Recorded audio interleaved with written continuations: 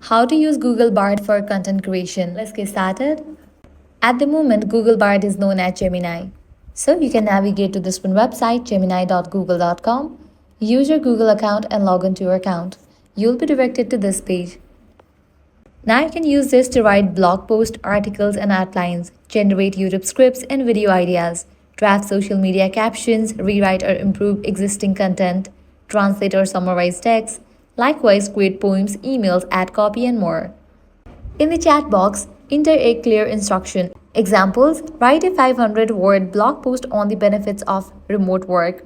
Give me a YouTube script on how to fix a slow laptop. Create 5 Instagram captions for a dog grooming service.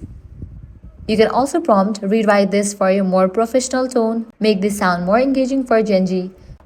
Bard usually keeps multiple drafts. You can click view other draft to compare versions. Click regenerate to try a different style or structure. Ask Bard to shorten, expand, or change the tone.